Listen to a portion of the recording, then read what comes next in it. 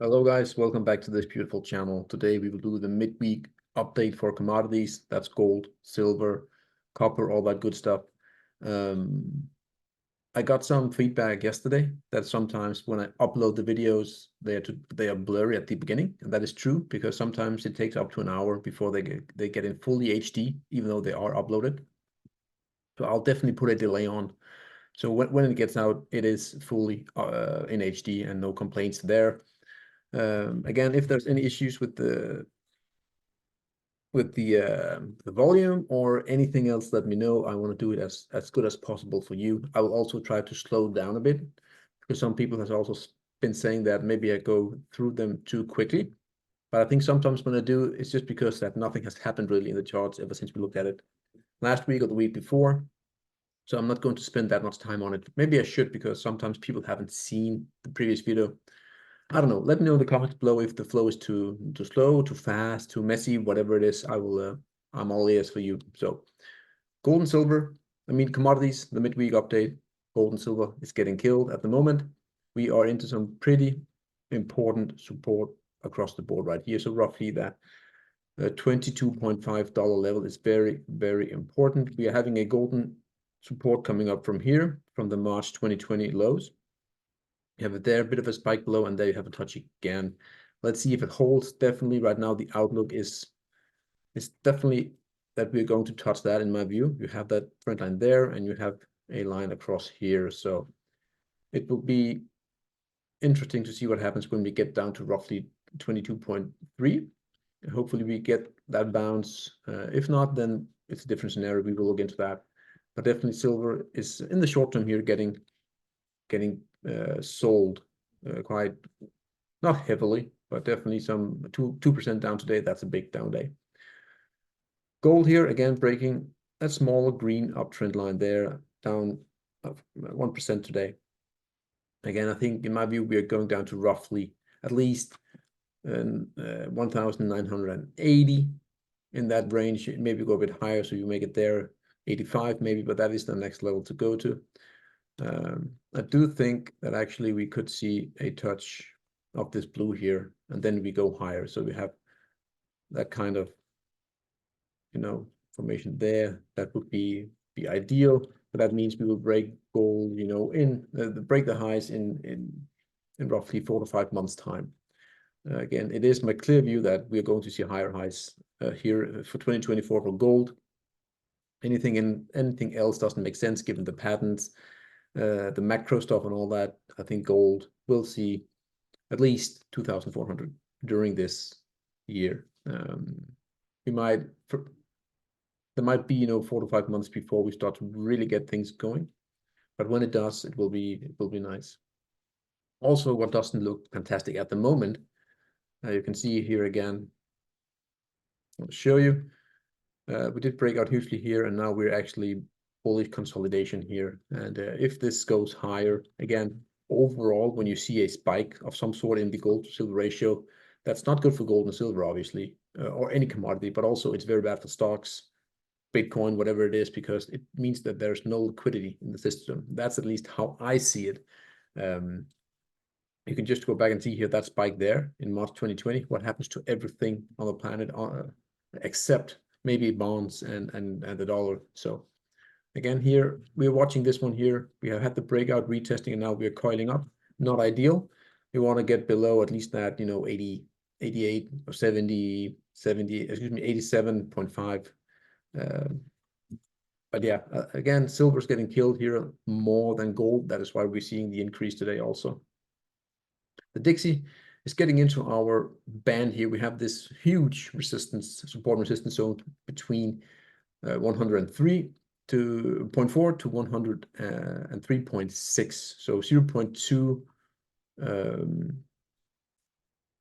size gap we have here. And we actually today, go away. We're actually today, at least for now, again, we have still roughly 2 hours left of the day, but we're still having some sort of topping tail here, getting a bit of a bid here again. If we can close below that 103.4, that is ideal. But this move here, right, what we're seeing here for the Dixie is actually pretty, in the short term, it's really, really strong. And if we get above horizontal, in my view, we could actually go all the way up and test that long-term golden trend line here. And if that happens, that will put pressure on everything: Bitcoin, the markets, gold and silver in particular. Rates, the 10-year again, we are now again above our big level here, 4.1. We had that move there and a cup and handle play here. This is a trigger, and again, you could draw how high that could measure. We can do that on the stream here, roughly just a tad above 4.35. That is the measured move for that cup and handle right there. So definitely rates also looking really strong, which is also not ideal for gold and silver. Also for tech and so on, that's not ideal. When rates go up, that's usually a headwind for everything else, more or less, except the dollar and maybe the dollar. So excuse me. It is still in my view here that we're not going to make new highs, not yet at least. I do think that we will have some sort of test from that trend line. We haven't really had a big long-term retest of that trend line, so that is still my case. And to me, this could just be a standard like bull flag, bearish bear flag or whatever. I do think that we will roll over at some point in time, but definitely as we speak, there is some momentum here. Oil up 1% today, a very big intra reversal day actually, getting bid here at the US Open, which is not often you see that. Usually it's the other way around. We have this channel here that we are trying to break out here. We have an outlier, the red one there, huge topping tail, or at least wick there outside. We're now getting back above. That's okay. What I'm looking for now is how this sideways triangle is forming. Again, at least which way do we go? Down here, insanely bearish. And if we can get above, maybe we have a midterm bottom in place and we could actually go into the 80s, depending on what happens in that triangle squeeze there. So usually when you have a downtrend that's broken, it's very rarely that you just go up, straight up. You need to have a base and then you go higher. And I think this could be the basing here. Again, we need to see how it evolves, but yeah. My lines are gone, but anyways, I will just add them on here as we speak. Palladium, again, I had high hopes for this bounce. I will go into a bit more, go into some details here right now, the daily stuff. So we did have usually a bullish falling wedge here. You get a break to the upside at some point, and then you go higher. But here we had two spikes down, 1, 2, and then a huge surge up, which we were talking about. And the best place to buy, in my experience, is when we get down to here and we're getting a bounce. But as you can see here, we've had one red day for the past, ever since late December. We've had one green day, excuse me, for Palladium, just getting murdered across the board. We do have some positive divergence on the RSI. That's good. So maybe we could go all the way down to here, so roughly 800 and roughly 70 before we get any bigger bounce. But still, that is, I mean, Palladium, I had high hopes for this bounce here, and I was waiting here. Nope. And then as I often say, false breakout usually leads to a move to the other side. Had that tag there almost, small bounce and just rolling over. I mean, Palladium is getting killed, but I do think it will come back with vengeance. I've said that before. I'm 96% sure that we are way, way closer to the bottom than the top here for this year.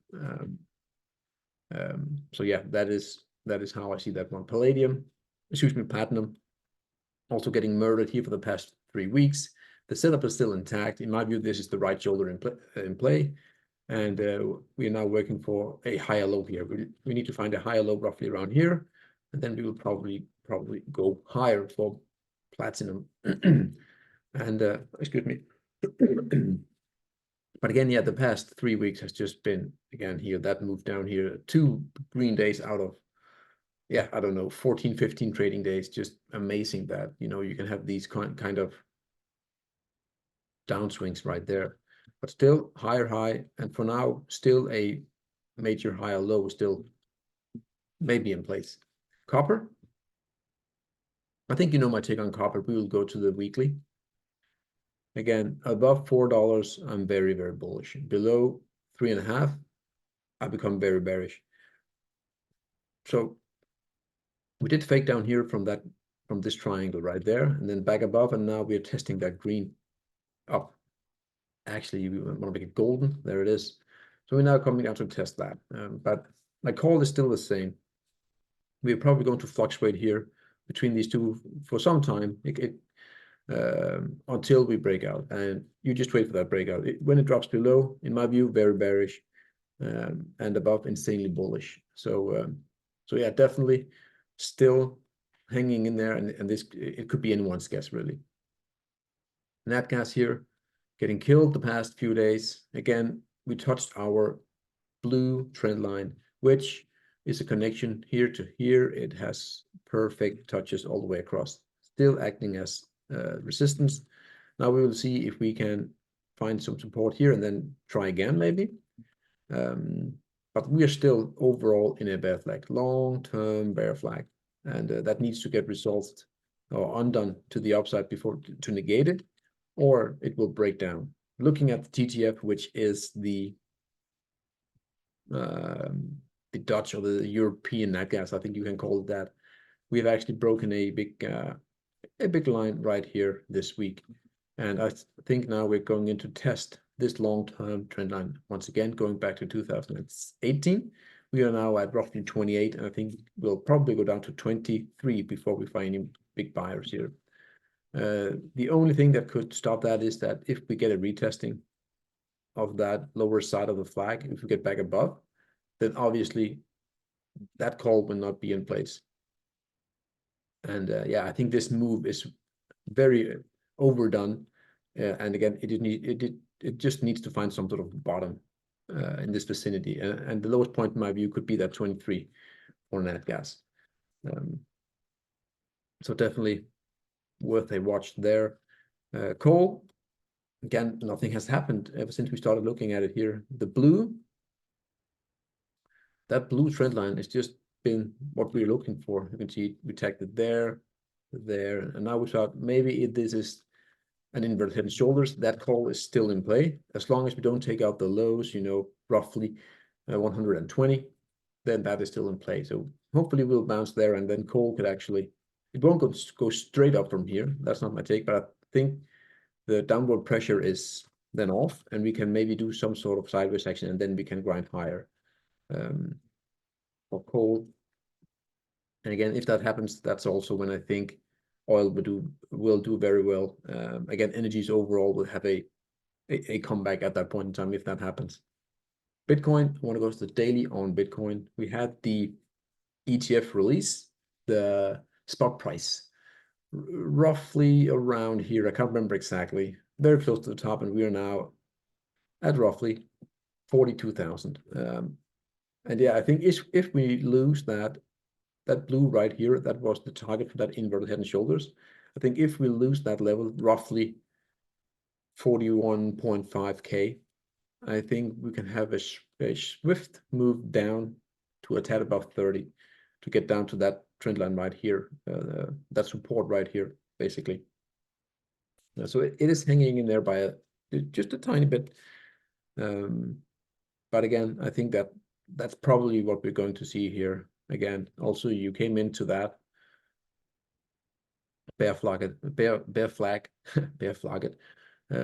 high there, and you got rejected heavily. So I do think that this move is overdone, and we need a decent sized pullback here just to get all the frothiness out of that that sector. Uranium spot price looks beautiful. It really does. We are now at 106. The gap was at 100, and now we're into that gap. Again, usually you see some resistance here when you start to meet that gap. You get some sort of bounce before you enter, but not this time around. It's just right through. And that gap is getting closed in my view, but I'm also at that point in time, this move here is very soon, it is overdone at the moment. I think nothing goes in a straight line, but what I would like to see is actually, I did make a call that when we get to the lower side of that gap, that we could touch it and then hopefully just go sideways for like half a year, and then we go higher. Again, when we get into, get into this gap here, that is actually what could happen here in that gap, and then we go higher. But again, every slight hope of resistance, on the way up here after we started to move here has just, been a nothing burger. It just sliced right through.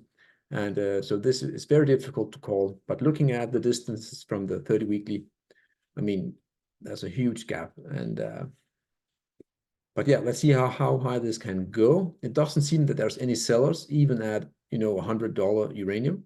It doesn't seem there to be any sellers at the moment, only buyers more or less across the board. So again, also the uranium miners did caught on fire to the upside. What was that, 2 weeks ago? And that's definitely due to the high. When we hit that $100 mark, that's also when the miners started to ignite once again, roughly. Sugar, as mentioned, we broke that long-term green uptrend support right here. We came down to the roughly 20, which we also mentioned that was probably somewhere where we are going to see some sort of bounce, and we did. For now, I'm not convinced that this is a bottom at all. It doesn't look like a bottom to me. This is some sort of retracement move, only to roll over, in my view. If we could go all the way up to here, depending on how we get there to the green, for have a big retest, then there might be some hope, because then we are actually coming back above the 50% mark of that move down. So that could give some hopes. But for now, this is just a retracement, and we will see how high it goes for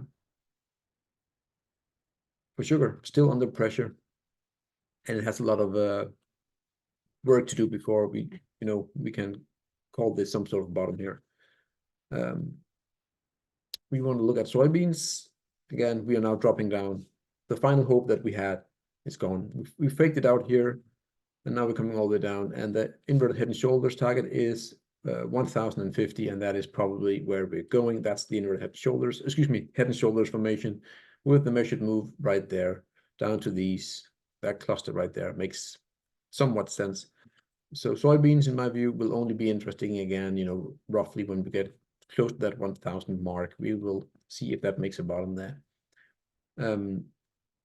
Still nothing new. Well, yes, we did have a down week for now, but overall we have broken the golden long-term trend. We are still looking for that inverted head and shoulders play in the making, and yeah, still long-term. I really like this kind of setup here. To me, this is just,